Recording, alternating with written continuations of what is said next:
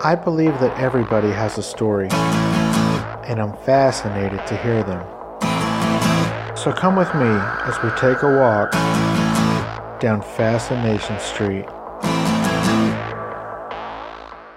This episode is sponsored by Pear Analytics. They are geniuses at SEO, which is search engine optimization. If you have a business or a website, then you know what this is. And if you don't, what that means is that they go behind the scenes and they put in all the magic words and numbers and pull levers and strings and stuff to make your business come to the top of the list whenever somebody searches it.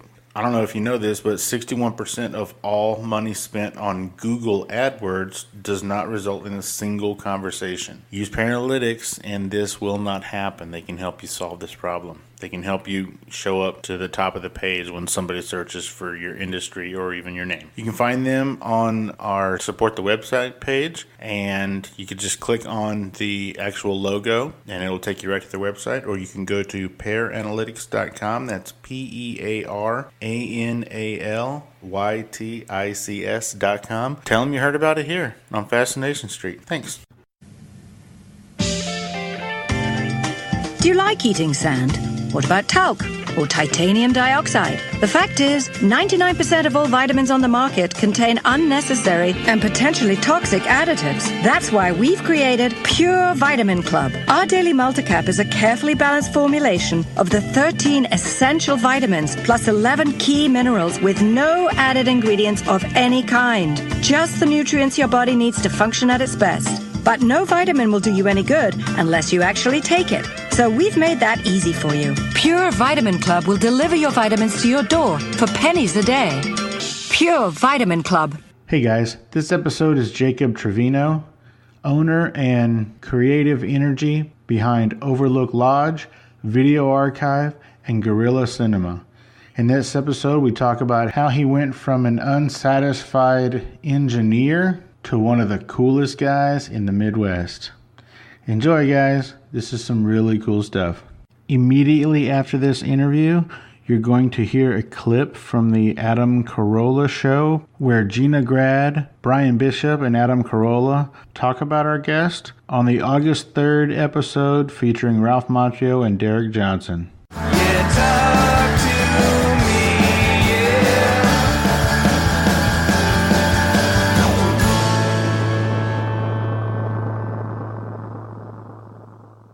I am here at Video Archive in Cincinnati, Ohio, which is the most amazing, spectacular thing.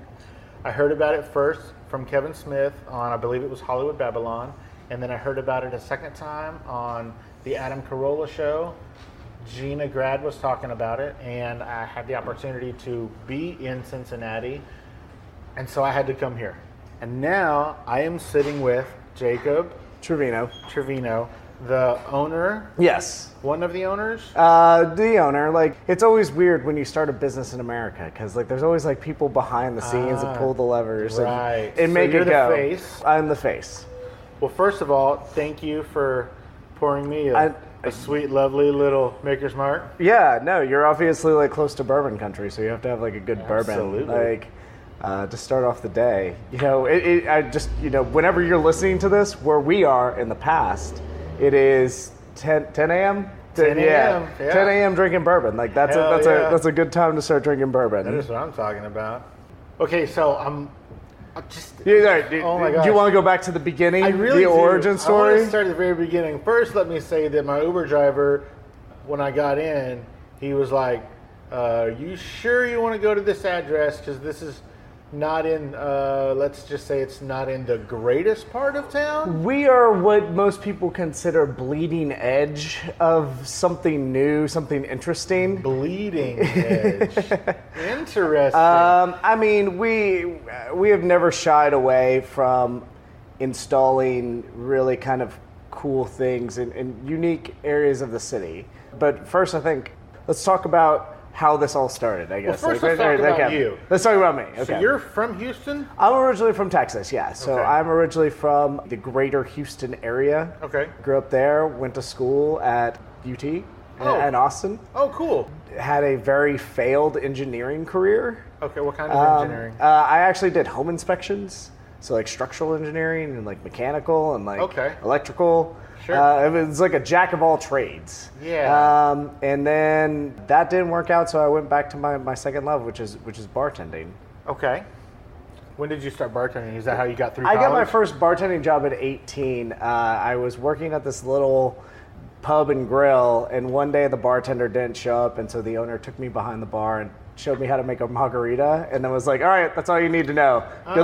Good luck. I think I heard a story where Bill Murray, one time he showed up to a bar, kicked the bartender out from behind the bar, and then he was bartending for a couple of hours, and no matter what anybody ordered, he just gave him a shot of tequila. You can't go wrong with that. Especially a shot of tequila from Bill Murray. Like, that's like, right? Do you savor that shot or you just like slam that shot? I think you take a picture of that guy. Okay, so you're bartending. The home inspection thing didn't really work out, so now you're bartending. I was just really bored, and so I was bartending at the luxurious TGI Fridays. Perhaps you've heard of this place. Yeah, they have, what is it? You gotta wear bling, or what's it called? Flair. Can I curse on the show, or are you guys like a PG show? Yeah. Say whatever so you yeah, want. they got a lot of crazy shit on the walls, you know? It's like shenanigans. Yeah, shenanigans. That's funny. I think everybody knows, what is it, from Office Space? Yeah, Office Space. Yeah, I can't remember what they called the restaurant in Office Space. It's like Hooligans or something like that. Something like that. Yeah. But it was clearly. Yeah, it was. Clearly. I worked at TGI Fridays in an era when they were doing away with a lot of like the flair stuff. So it wasn't really like suspenders and everything like that. Gotcha. But it was where I kind of really started to get into bartending. And say what you will about TGI Fridays, TGI Fridays has developed like some of the most in-depth bar training like in the country. Like, really? Yeah, so if you go through like the TGI Fridays bartending, like if I saw somebody walk into one of my bars right now and they're like, I work at TGI Fridays, I'd probably hire them like right on the spot. Really? Yeah. That good, huh? Just, very, very in-depth and very just kind of a utility player. They're going to know how to make all the things from like a Cape Cod to Long Island, and then all the other stuff you can kind of. Song? Yeah. Bartender, what'd you learn in school? I learned a red snapper, kamikaze, Long Island iced tea, black Russian fuzzy navel, and a sex on the beach. What? I've never heard that song ever in my life. It was a bartending school. They used to play. Oh wait, is that one of those like local television? Yeah. Well, I mean, it was in San Antonio. They used to play it all the fucking time on the radio. That's why I know it. Yeah, so I was working at TGI Fridays, and then in Houston around 2008, 2009, I want to say, this bar opened downtown. It was called Anvil. And everyone's like, oh, you got to go to this place. You got to check this place out. They make old-timey drinks. And I was like, oh, wow, old-timey drinks? This was back when that resurgence first started. Yeah, this was actually, like, you can trace the resurgence almost back to this bar. Like, Gotcha. This bar has won best bar like in the world a few times, like, and it was so they're doing old fashions, and they were the first people to do old fashions. They had a cocktail list. It was called the 100 cocktails you have to have before you die. And at the time, the only thing I knew how to put gin in was like a gin and tonic. I didn't realize like the world of gin and all these other kind of cool cocktails. And so the first cocktail I had there was something called a Corpse Reviver No. 2. Which is like a New Orleans breakfast drink, and it's like absinthe and gin and lemon and French vermouth. And you gave me the stink eye for ordering a Maker's Mark? I don't give anybody the stink eye that comes into my bar. That's like true. At all.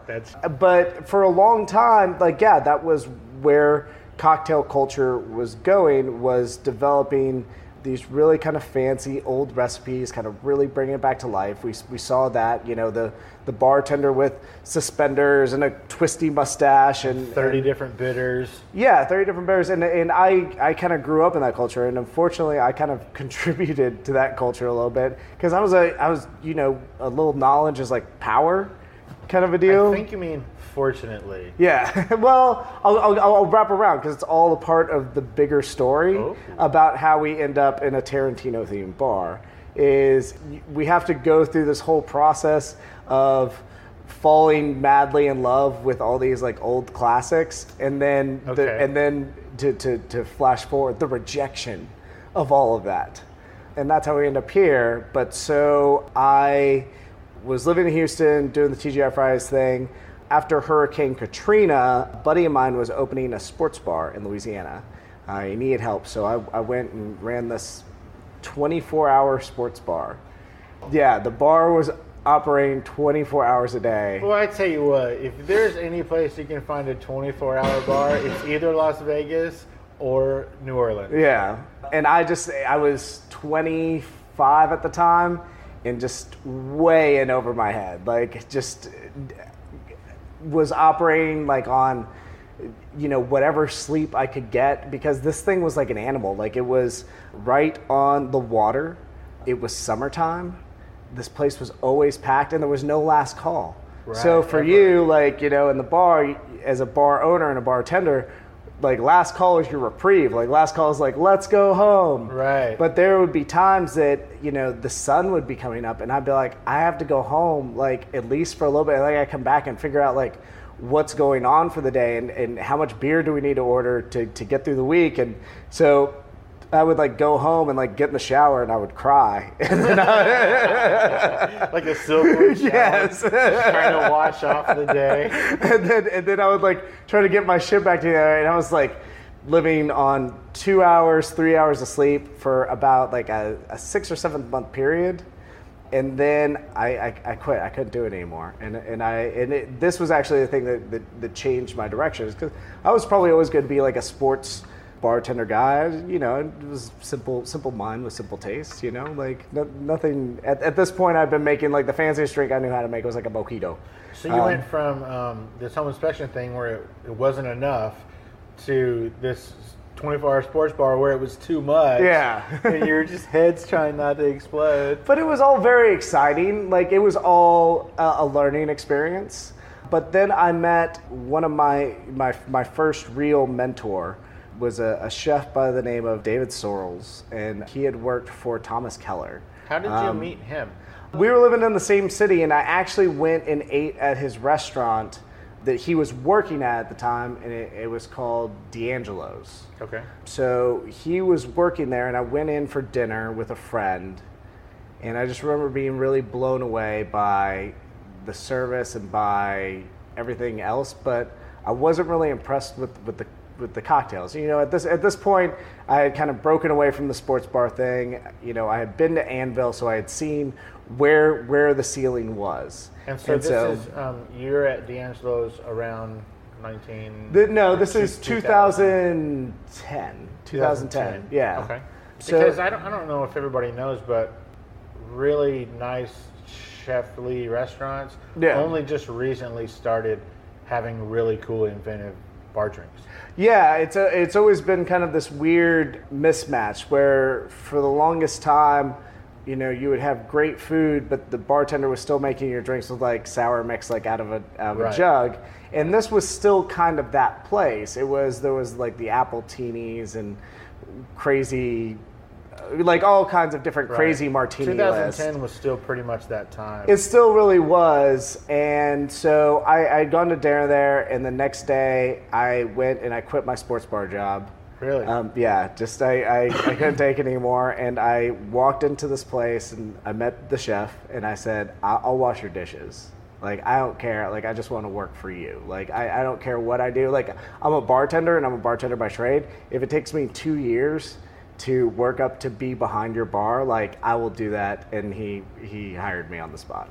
I have interviewed a few people in different lines of work, but a fairly common theme is that work ethic. I don't care what it's going to take. I'm going to work for you. I'll start at the bottom. That's fine. I'll work for free. I've interviewed a couple of people who started off as interns, and now they're working for one of the largest podcasts in the world. There's a lot to be said with that work ethic. I mean, it's just with anything. There is a starting point for everyone, and I truly believe it's how much hard work you put in.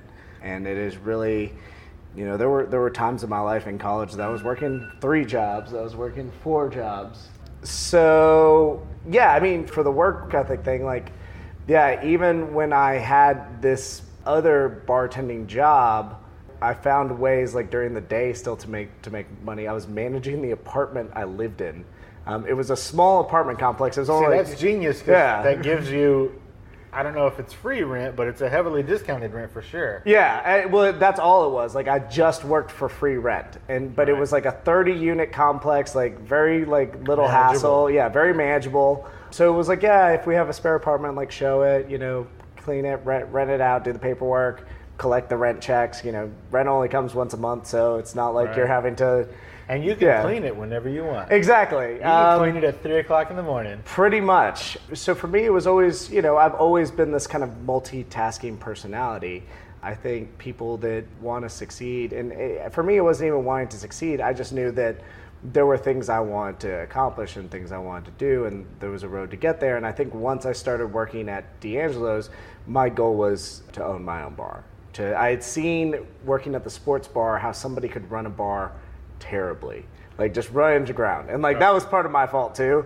But it's kind of one of those bar rescue shows are like real popular. Everything that you've ever seen done wrong on a bar rescue show, like I've been a part of that. Like I've seen how to do it completely wrong, and I think a lot of the stuff that I do now is like atonement for like my past sins of like bad bar management. Well, I think life experience, like the lessons you learn from life experience are just phenomenal. I mean, you can't learn that shit in school. Yeah.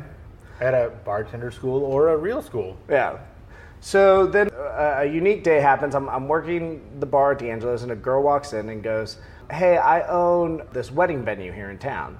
The bar company we have is complete shit. Like, we hate them. Could you bartend this wedding?" And I was like, "Yeah, I could probably find like a staff of people, and like we could do this." And it was just a total leap of faith. Like I took all my savings and I bought stock of liquor and all that other stuff. The good news is Louisiana has like really loose liquor laws. So at that time, you could go and I could wheel and deal with the liquor reps to kind of build up this bartending service thing that I had. So that is basically how I made the jump from bartender to like starting to get bar ownership is So this lady just walked in and said, "You're a badass. I need you to come do this thing." And then so you did that thing, but then you decided to turn that into a business? Yeah, so that was really another like big turning point. Was we did the wedding. I was the only person. This is in a city called Lake Charles, Louisiana. Sure. I was the only person at the time doing like high-end drinks, like trying to make high-end drinks. So for a wedding, like that's all everyone wanted. They wanted like the signature cocktail.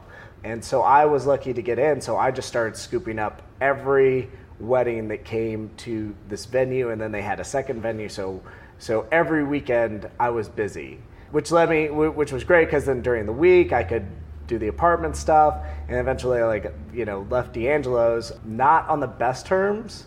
Because they didn't want to lose you? No, so the owner was so used to, I was trying to come in and change the bar program. I was trying to elevate this up, doing fresh juice, doing this. And I remember our thing that finally led us to blows was we had like a margarita machine, frozen stuff. And I had made like this house-made raspberry limoncello with like frozen raspberries and like this really nice like limoncello I had made, and I was very, very proud of it, and we were selling it. It was selling like gangbusters. That sounds awesome. What's the recipe? Yeah. Trying to remember if I could go back. But he came back and he's like, "Yeah, we're not going to do this anymore. We're going to sell this stuff that comes in a bag."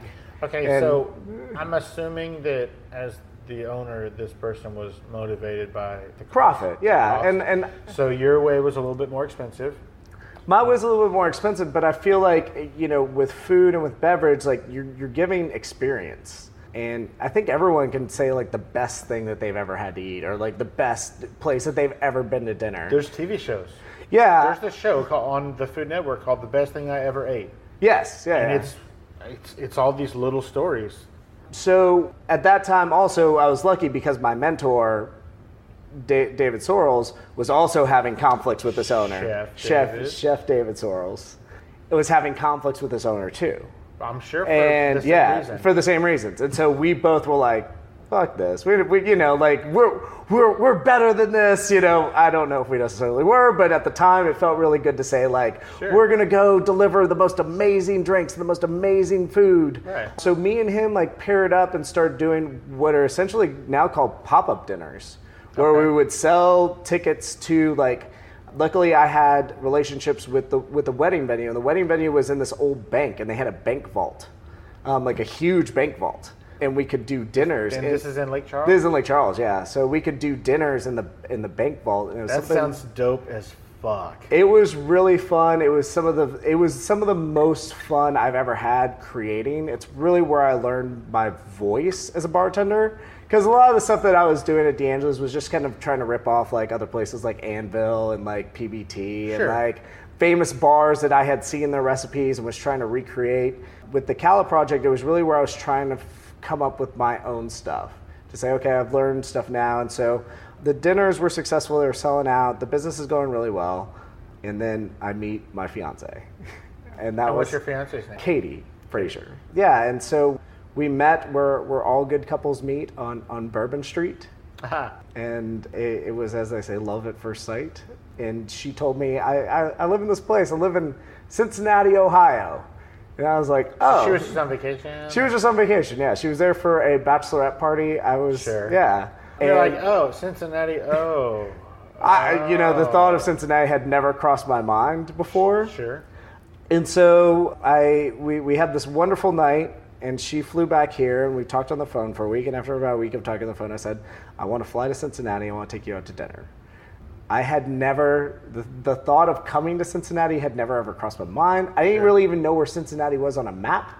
Like, if you had to be like, knew it was up. I just knew it was up. I was like, oh, it's Ohio. I'm from San Antonio. I just knew it was up. Yeah, that's it.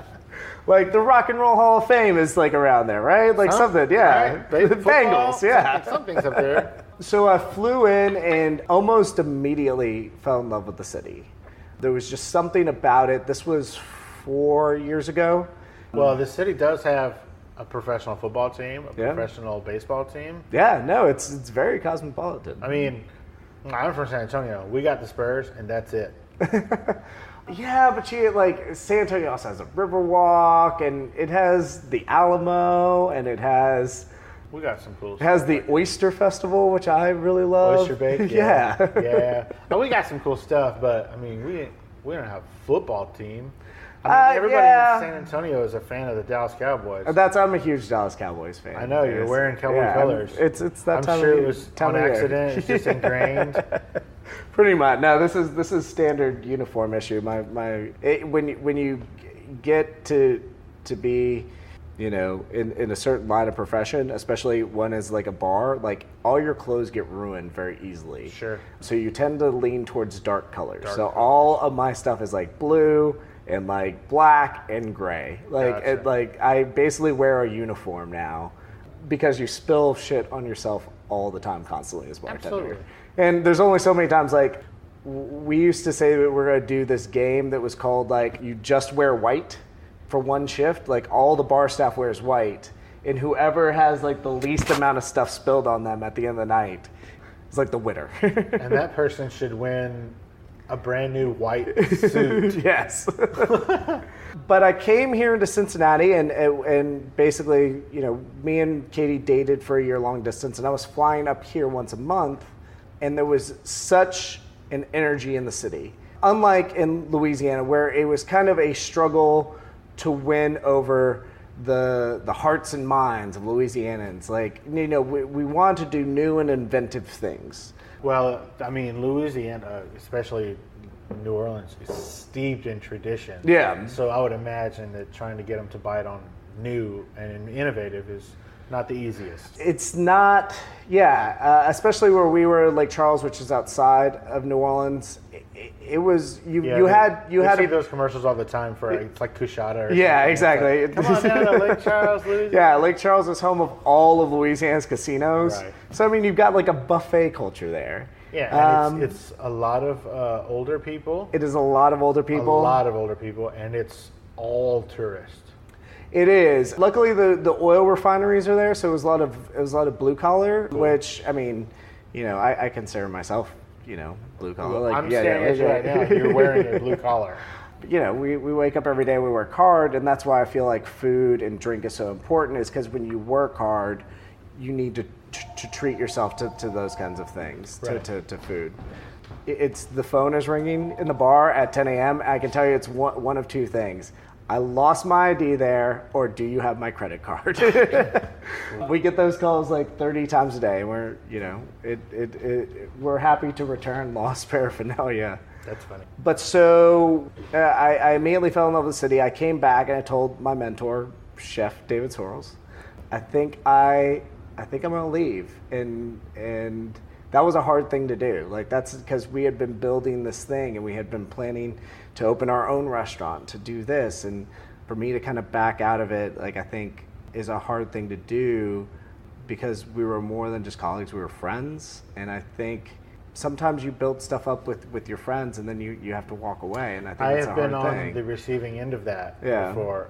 I built up a business with my friend, and then my friend decided that it would be, kind of better for him if he moved away. And it was, but it was, that was a tough pill to swallow. So for me, yes, obviously moving to Cincinnati has been life-changing, and David went on to do really great things. He eventually opened a restaurant called Cala. And in Lake Charles. Okay, cool. Are y'all still on good terms?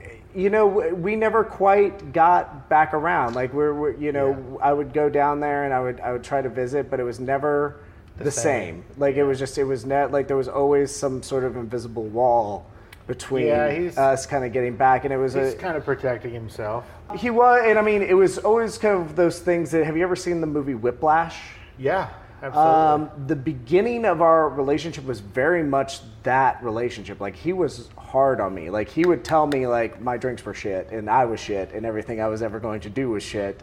Leave. Just bail, and it took us about 2 or 3 years of that kind of him beating me up in a restaurant setting before he was like, you know what you're doing. And, like, to me, like, when I watched the movie Whiplash, like, everyone's like, oh my God, J.K. Simmons, he's such an animal. And, like, to me, I was like, I think it depends on how you like to be motivated. Like, that's not how I run my bars and how I run my staff. I actually am the exact opposite, because I've seen how hard that can be to repair that relationship. Like, right. Once you have been so hard on somebody and so driving and so, like, the best, I think there's other ways to kind of mentor people. Sure. But that definitely left a lasting effect. Absolutely. And then I came here to Cincinnati. I met my second mentor, probably the person that gave me the best advice that I've ever gotten in my bartending career. It was another chef. I went to work for a guy named Jose Salazar, who was opening a restaurant.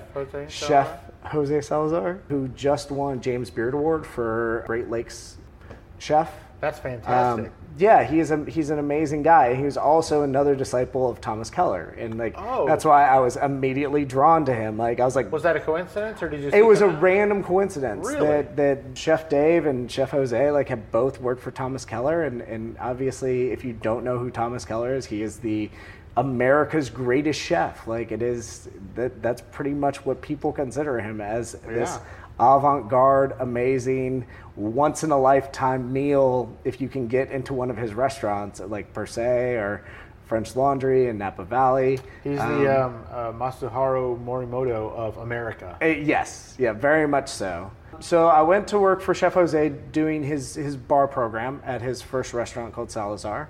And there we got to really push boundaries. We got to go, I did like a drink with truffle oil, which, but it was like savory and sweet, and like, we got to play with all these different things because it was really starting to make the cocktails match the food.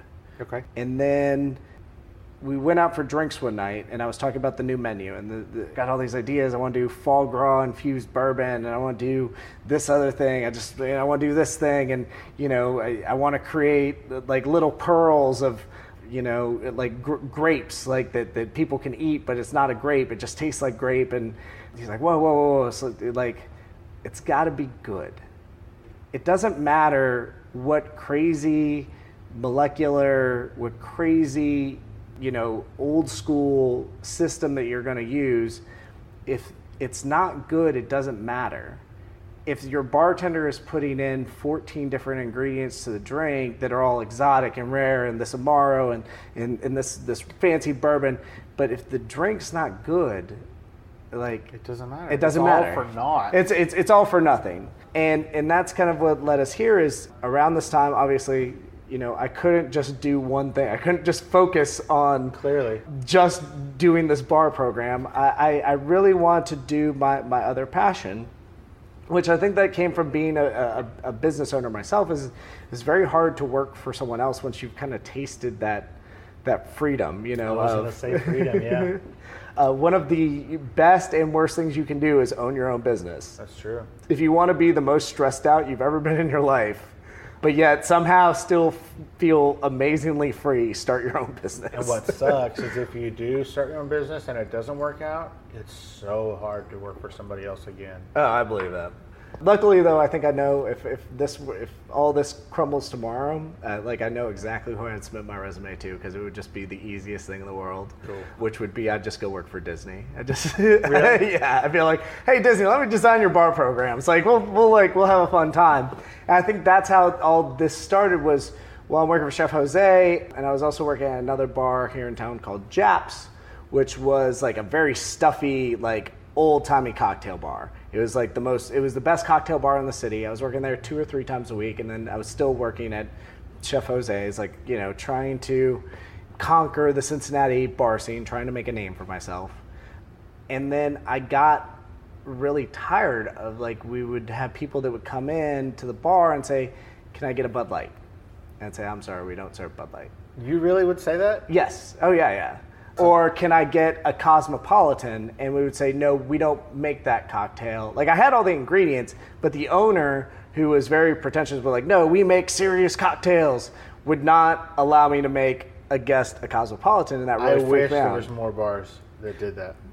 See, no, I had this revolt because I don't like to tell people no. I know, but it's soul crushing to be this artist and then have to just open a bottle of Bud Light. No, that is where I feel like I changed. So around this time, I started doing this thing called Guerrilla Cinema, where we were pairing a movie and food together. So the first one we ever did was Pulp Fiction. So was this a pop-up? It was another pop-up. I went back to my pop-up roots. So I was doing these every 3 months or so, just on whatever off time I had, with a good friend of mine named Martha Tiffany, who is an amazing chef, and she's out in Portland right now doing amazing things in Portland. You are a spider web of chefs. I've had, I guess, listen, everyone has 3 great loves in their life. I've had 3 great chefs in my life. Well, I mean, they were so impactful in every step of this journey. Oh, yeah. And I think it's just the marriage of cocktailing and the marriage of food. You kind of gain them to come together. It's like that. I think there's a book called The 3 People You Meet in Heaven, which end up being the 3 people who have impacted your life the most. Yeah. Your book is going to be all chefs. It's going to be all chefs, yes. But yeah, the first one we ever did was Pulp Fiction, and it was this really ambitious 9-course tasting menu with 9 different cocktails. So it starts off with this coffee porter cocktail where, they're drinking coffee porter, or they're drinking coffee in the diner. And then as Sam Jackson walks in the apartment and takes a bite of the Big Kahuna burger, we slid everyone little Big Kahuna sliders. Get the fuck out. No, it was a lot of fun. And it was a really way to start getting really cerebral and fun with the cocktails. What made you pick that movie?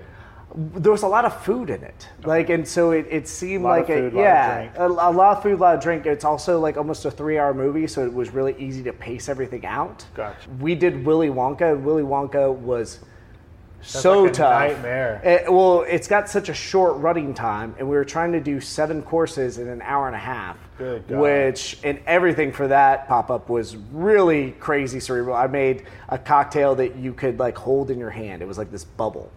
And then you could eat it and put it in your mouth. He was using some molecular gastronomy stuff. I think it's I can't remember the name of the stuff that I was using to make these cocktail bubbles. I think I still have some at the house because I never used it again. It was one of the most difficult things. Yeah. But yeah, so we were doing these pop-ups around the city and starting to kind of build this following.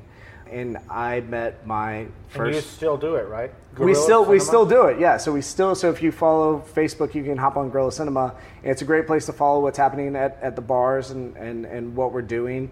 And all of our events are on there. We also do kind of private parties as well. So if you have a wedding or a birthday, like we just did one that was Grand Budapest Hotel. Where we went to somebody's backyard. It was a 10th wedding anniversary and recreated the lobby from the Grand Budapest Hotel and had like these huge Mendel's boxes that we made that had like the actual pastry from the movie in there. Wow. So for us, it was the goal of Gorilla Cinema was to create these really unique environments. Like how do you see what's on the screen and like rip it off the screen and then put it into the world? And how do you create that context? So we're kind of building a fan with Gorilla Cinema, and that's when I meet my first investor and first business partner was a guy by the name of Otto. Chef Otto? No, not Chef Otto. Otto had been coming to the Gorilla Cinema stuff. I was like, man, I love this. I know nothing about the bar and restaurant industry, but this is amazing, and I want to be a part of this some way. Like, if you ever have an idea, like, let me know. And so we had done this pop-up that was a horror movie double feature. We showed like Dracula and we showed House on Haunted Hill. Which Dracula? The Hammerstein, Hammersmith, the one with the guy from Lord of the Rings that played Dracula in it, Sauron. Okay. Yeah, I can't remember his name. Yeah, it's too early in the morning. We're really. But so we did this pop-up, and across the street from this pop-up, there was this really like dive bar. And I thought to myself, well, if that bar goes under, that's going to be the bar that I do something. And at this time, I was still working at Japs here in town. I was really getting tired of like the stuffy cocktails. I had reached my limit of being pretentious. Like I didn't want people to feel bad ordering drinks in a bar. I was like, there's got to be a better way. There's got to be a way that you can make something really delicious, but also appeal to the people that, man, like, their favorite thing is Bud Light. Like that's the thing that they use to like ease them through the day. You know, that's where I came to like drinking above all should be fun. I came to this thing that it should be fun. It should be, if you can make the best cocktails in the world, make the best cocktails in the world, but also, you know, be accommodating to your guests. Like it's their night out. They're choosing to spend it with you. That is holy to me that they, you know, especially with all the competition in the bar world, that they chose you. So you need to make that extremely special. So I started coming up with this idea, being from Texas originally. I was like, all right, how do you marry these two ideas? How do you marry like the fancy and like the rugged, like, you know, like, and just the normal? Like, how do you marry tuxedos and tennis shoes? Yeah, exactly. Right. And I started to come up with this idea of a lodge, that it was going to be a real rustic environment to where you could do ingredients with fresh cocktails, because that would be something that you would see, you know, in nature if somebody went out and like, you know, got fresh stuff to bring into the lodge to make these cocktails. And then, you know, if it's a hunting lodge like I go into in Texas, like there's obviously always cold Bud Light and cold Shiner Bock. So it seemed like the perfect marriage. But then I was thinking, how do we marry those things with Gorilla Cinema? You know, we're the cinema company, and to open just a regular lodge bar, that won't do. And I thought of the most iconic lodge I could think of, which was the lodge from Stephen King's The Shining. Jesus. Yeah. So it has so much uniqueness. It has so much, you know, when I say the words The Shining, there are images that automatically come to your head. Automatically. No Yeah. matter who you are. No matter who you are. So it really allowed us to create this environment. So we opened the Overlook Lodge going on 2 years ago. In October, it'll be 2 years. Okay. And the whole idea was to create this space where you walk in and you're not walking in and all of a sudden being like, oh my God, like I'm standing in the Shining movie. But it's the way that the Shining makes, you know, Jack, who's there, he's like, this place feels familiar. This place feels like I've been here before. And that was kind of the whole idea behind the lodge, was if you know the story of The Shining, like you can walk in, or if you've seen the movie, you can pick things out right away. We created this huge hearth, which is the same from the scene where Jack Nicholson's throwing like the tennis ball against the wall. Okay. You know, there was a carpet in the hallway. You got that carpet? Yeah, there's the axes hung on the walls. The banquette was like the same material as Jack Nicholson's coat in the movie. Okay. So there was all these like little small details that if you want to see them, they're there, but if not, it's just still a bar. So it's there, but you're not going to hit me over the head with it. No, and I think that's the hardest thing that we do when people call us like themed bars, and I guess for the most part, yeah, we're themey, but they have to work as a bar 365 days of the year. Like it's still got to be a place that I want to come to, even after the magic of going in the first time is worn off, because the cocktails are really good and the service is great, and they do really fun events and they do really unique things. After the success of the Overlook, we got written up. Playboy magazine ranked us as one of the top 50 bars in America. USA Today ranked us as one of the top 25 bars in America. We were ready. I couldn't just sit on my laurels. I was ready to do something else, but I didn't quite know what that project was. And then I was up in Cleveland, Christmas Eve. My fiance's family is from Cleveland, so we went up there for Christmas Eve. And we were driving around to go meet somebody at a bar, and I almost wrecked the car because I saw something I had never seen in a long time, and it was an open video store. Called Family Video. Where is this? Cleveland, the only place where I feel like a video store could still exist. So I'm like, oh my God, a video, and there were two jobs I wanted to have before I had all my other jobs. Like back in high school, I either wanted to work at a record store or a Blockbuster. And I was never cool enough to work at either. And both of those are gone. Both of those are gone, yeah. So I mean, for me, seeing the video store, it really started to get my mind going again. And to say, okay, what if we built a speakeasy in the bar? What's a speakeasy? Speakeasy is kind of a hip new thing that started around 2010, 2011. Is that when it started? I mean, the speakeasy was like back in 1920, yeah. The resurgence of the speakeasy. Okay, gotcha. PBT, which is called Please Don't Tell, out of New York City, is probably the most famous one. You enter in through a phone booth, like you pick up the phone and the door pops open. Again, I've seen that on the Food Network. Yeah. Again, stuffy, like very, ties and you have to wear a jacket to go in there. And to me, I was like, okay, well, if we did this video store speakeasy, what does that feel like? I was like, what if we did like the anti-speakeasy? And then that's how we kind of came around to Tarantino. Tarantino is this lover of all things film. So when you watch a Tarantino film, you're not just watching like one Tarantino film, you're watching like 100 films at the same time. That guy at his house, he still watches things on VHS just because he likes the quality of that film. Well, and there's certain things that you can't even find. Well, there's certain if you're Tarantino, you can find whatever you want. Well, I mean, in the digital age. So, there's stuff that I want to screen and that I love that you can't find in a digital format. A lot of it's like weird indie stuff that had like a single run that I saw in like some theater somewhere. Gotcha. So for us, we're like, okay, Tarantino's like he's like the Joker. He's like the trickster.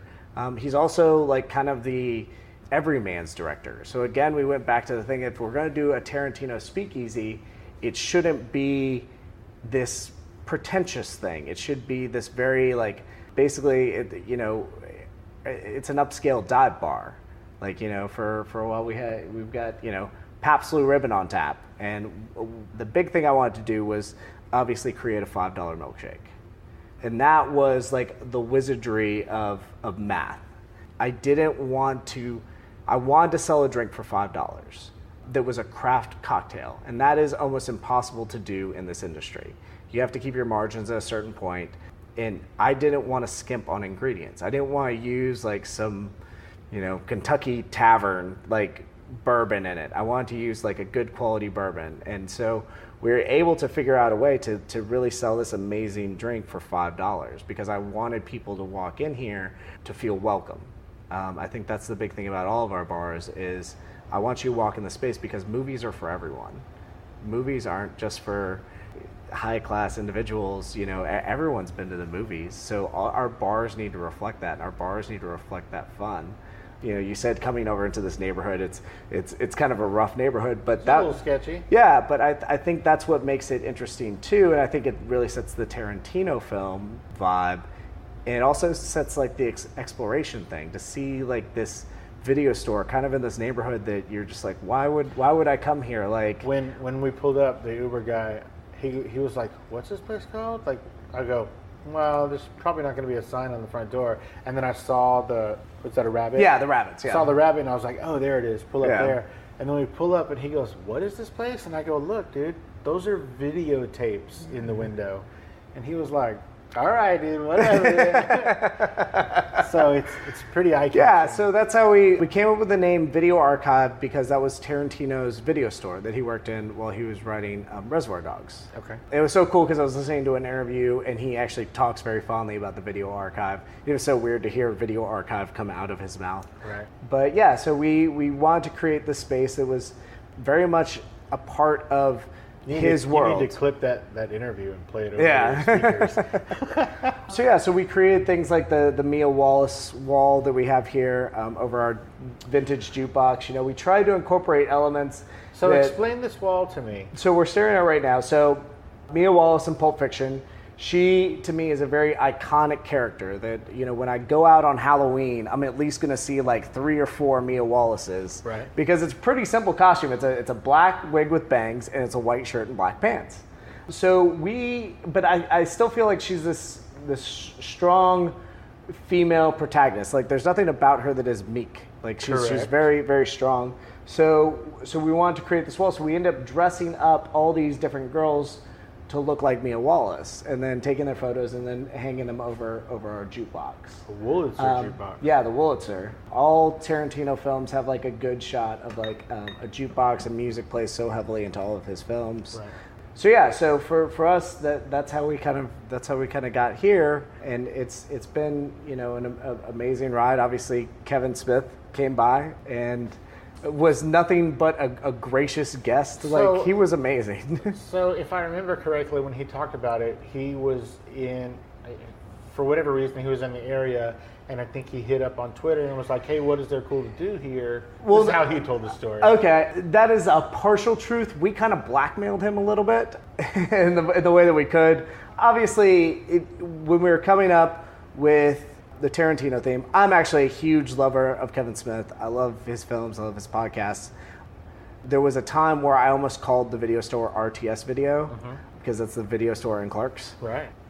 But we thought it would be too much brand confusion, that if we did a Kevin Smith nod and a Tarantino nod, people wouldn't get it. Like, so we tried to kind of keep it as straightforward as we could, but we knew he was going to be in the area, and so we did Kevin Smith Day, where we showed his movies here, and we, you know, played the soundtracks from his movies. So did y'all change any of the decor for Kevin Smith? We changed the video store to feature all of his films, and so actually the film that you pull for the video store is his latest one, Yoga Hosers. Okay. And he really got a kick out of that. He was like, oh my God, I see it in a video store. He's like, you're the one who bought that movie. Yes. So we raised money for his charity, the Wayne Foundation. So we tweeted at him, we're like, listen, man, if you stop by, like, we'll double our donation to the Wayne Foundation. And he never really said, like, yeah, I'll be there. So for us and the staff, like, you know, we opened the door, and like we had probably about 20, 25 people in the bar,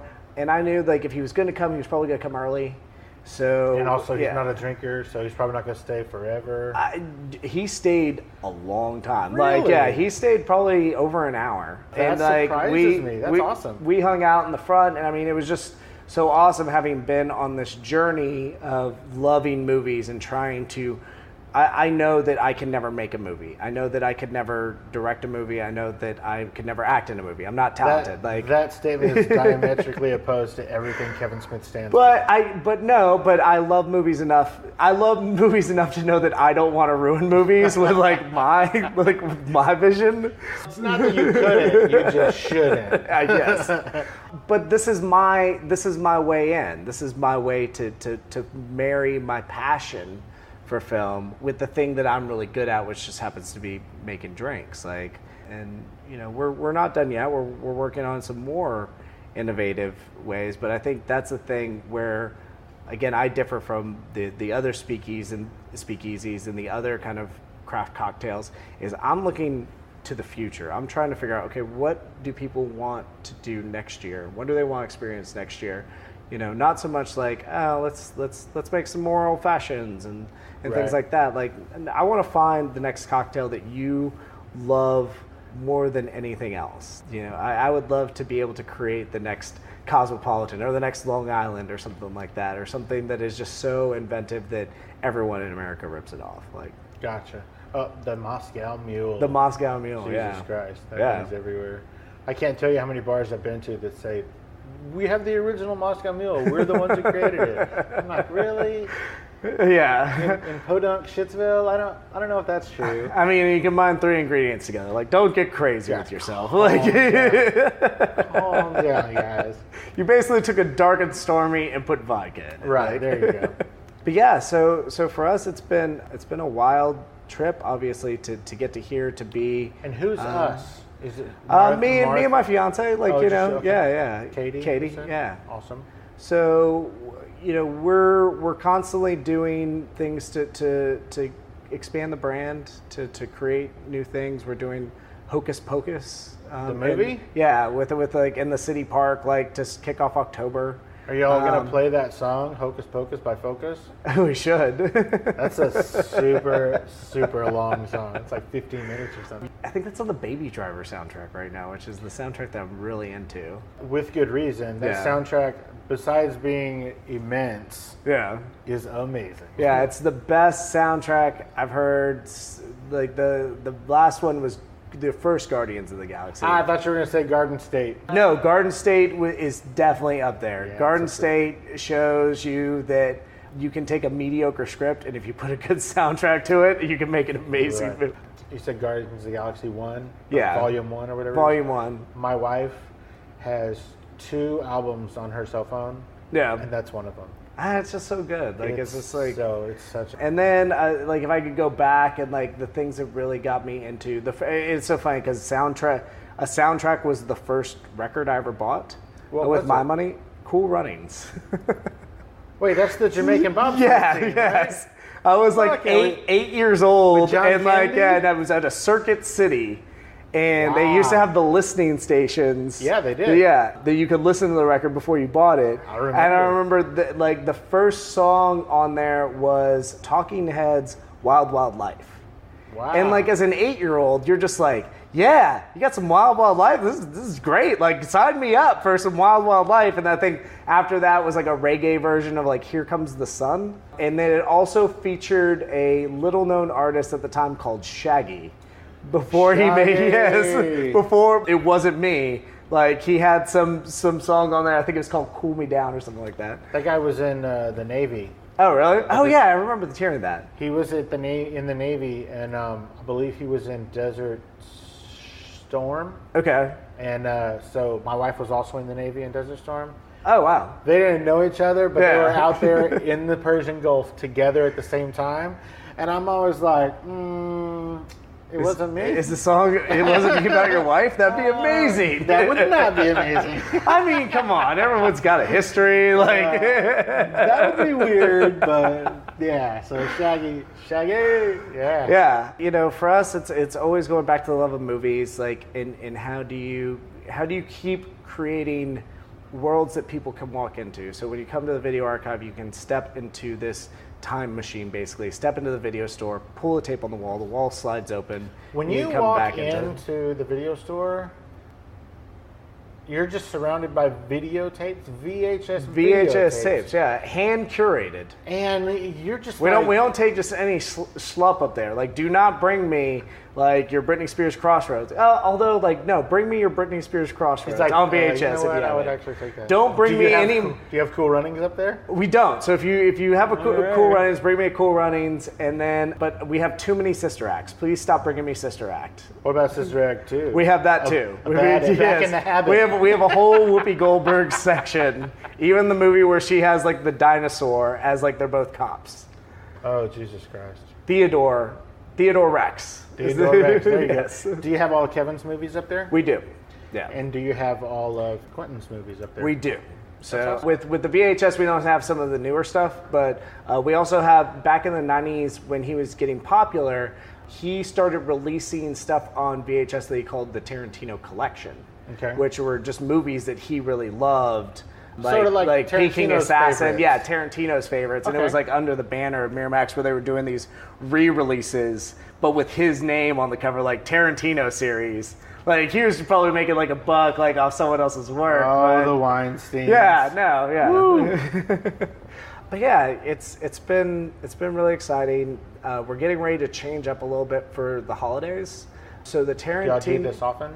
No, this will be the first year that we do it. The Tarantino stuff is going to go away starting in October through Christmas. Okay, so this won't air until next year. Okay. So by then it'll all be back? It'll all be back, yeah. So tell me about what you're doing for the holidays. We're doing Nightmare Before Christmas. Oh, shit. So yeah, so Timmy B. So the whole inside will change. The cocktail menu will change. Everything will change up for that period between Halloween and Christmas to really kind of re-engage and to really like give people a new experience. To say, okay, you've seen the sliding door. Now come through the woods, and now it's going to be a tree that like opens up to go into Halloween Town. So holy shit. Yeah. So we're always looking for new ways to like do something new. Okay, let's talk about the door. Okay. How in the fuck did you get the door to work? So what happens, folks? What happens, folks, is you come in and there's a process that you have to go through before they'll tell you which movie, I guess. And so you try and pull this movie off the shelf, and then this wall of videos slides open and reveals the speakeasy behind it. Yeah. So it's a smooth slide. How It did you get it to happen? it is a marvel of modern engineering because one, it had to pass fire code, which was Right. like a big thing to like. Even though, Like- literally, there's an exit door 3 feet from There is, but the building codes are impossible. My wife has to deal with those all the time. And having being a former building inspector, like I. Right. But yeah, for us, if we were going to do the sliding door, we want to make it flawless. So that's really what you have is you have an advanced mechanical system that really just quiet, effortless. Was it expensive? Surprisingly not. No, we've been doing things on the cheap. So how do you make magic, on the cheap? Right. Well, that's fucking dope. Well, thank you. I love it. I am in the process. I have an understairs closet in my house, which is, it's kind of small. But I am turning it into a wine room, a wine storage room. Yeah. And so I've been trying to figure out how to make the door to it cool. And I'm thinking that a sliding door would Oh be yeah, fucking no. dope as After we balls. cut off, that way don't ruin the magic Yeah, for yeah, everyone. yeah. I'll tell you how we did it. No, that that'd way be cool. that way you can have it at home too. I'd be and really impress your interested friends. in that. Oh my god, that'd be so dope. I have to head off to another meeting because I'm working on 2 things today. We're Doris Day, the famous Doris Day, is from Cincinnati, and they're doing naming a street after her. And so we have been tasked with doing the party for Doris Day, or the Triple D Day. That's awesome. And then we're working on like an Elvis thing that I have to go do a meeting with, and so. So this is not a fluke, dude. You're really good at this. But I think if this podcast has told you anything, it's not good. It's persistence. It's just it is also not. When I was going to open the lodge, I probably not to my face, but when I was telling people, yeah, I'm going to open a bar based off Stephen King's The Shining, I'm sure behind closed doors they're like, oh, that's fucking never going to work. Like good, like yeah, exactly. Like burn that money. So for me, I think it just becomes from. If it sounds exciting and if it sounds interesting, like we'll do it. If you can find a way to make money off of it, better. But like just go do the thing. Like when we were doing the first Pulp Fiction dinner, we didn't make any money. Like we made no money off those pop-ups. Like we were doing it for the love. Like we were breaking even, so it wasn't cost us. Sometimes though we would fail at one and we'd lose some money. But yeah, I was taking every time we did a Guerrilla Cinema pop-up, or even when we were doing the pop-ups in Louisiana, we were basically taking all the money we had in the bank, investing it, and being like taking it out on Friday and being like, God, I hope I can put this back in on Monday. Like, but that's it. Sometimes like you got to take heavy risks, and if you love something, just find a way to do it. Like, but you got to wake up every day, and you got to want it more than everyone else. And I'm not special in any way. I love what I do. I wake up every morning, and I fall in love again with the excitement that is. We have created a company where there are no limits. That if you have an idea in this company, if you have an idea to do something, like, we'll run it to its completion, even if it fails, even if it's terrible. Just to do it, just to show that we can make something magical and something wonderful and something that no one has ever seen before, and it's all inspired from movies. That is fantastic. I know you got to go. Tell us the names of all of your current companies. So Gorilla Cinema Presents is where you can find everything. So GorillaCinemaPresents.com, Gorilla Cinema on Facebook, and then the Overlook Lodge, which is our shining bar. You can find it at the Overlook Lodge, a rustic watering hole. That is on Facebook. The website for that one is That Shining Bar. Okay. Here at the Video Archive, we are That Grindhouse Bar. That's on Twitter. That's Are you guys on Instagram? We're on Instagram. We're every platform. Gorilla Cinema you can find on Instagram. Video Archive is the Video Archive on Instagram, and then the Overlook Lodge is Overlook the Ridge on Instagram, and we're always posting fun stuff. Next week at Overlook, we're doing a screening of Texas Chainsaw Massacre. Oh, shit. And we've got some of the cast coming in from the movie. So really, yeah. So I mean, if you like pop culture, follow us because you're gonna get a dose of the weirdest pop culture stuff, like people trying to make stuff come to life out of nothing. So that is super, super cool. And again, your name is Jacob Trevino. Jacob Trevino. Yeah. Thank you so much, Jacob. Hey, no, thanks for coming to Cincinnati. Oh my to gosh, do this. my pleasure. Yeah, go home and have a Whataburger for me because it's the only thing I miss from Texas. You know I'm going to. All right, thanks, man. Well, Tarantino fans might want to make their way over to Cincinnati, Ohio. That's where the Video Archive video store resides. But have you heard about this? Let's start it off. Video Archives in Hermosa Beach. Correct. However, this one's in Ohio, and it's more than a video store, according to CNN. If you're lucky enough to pull the correct B-grade horror flick tape off the shelf, the wall opens up to reveal a hidden speakeasy that's dedicated to the life and work of director Quentin Tarantino, who, as Brian said, worked at a store called the Video Archive before hitting it big. The bar is the brainchild of a guy named Jacob Trevino. He's a longtime Tarantino fan. He says the bar pays homage to his films, but also the films that inspired his films. So the easiest place to spot the theme is on the drink menu. They feature a cocktail like the Jackie Brown, that's bourbon, elderflower liqueur, blackberry puree, and salted honey. They have a Bloody Mia, which is a Bloody Mary with lemon juice and celery salt. And of course, a Royale with cheese is included on the bar menu. Instead of the celery stick, there's a tampon. Sure. Makes sense. With an injector. Makes total sense. Yeah, save shot. You have to pick the right. Yeah, I mean, something tells me they'll probably let you in, but you got to find the right, you got to talk to the owl at the Magic Castle in order to get in. Where is this? Cincinnati? It is in Cincinnati, Ohio. I might have to go. Yeah, it's pretty cool. Opening music is the song Magnolia from the 2014 album Intransigence, used with permission from Douglas Miles Clark. Closing music is Apollo from the 2001 album Into the Known by the band Sapphire. Thanks for hanging out with us and getting to know a little bit about our guest. We'll see you next time on Fascination Street.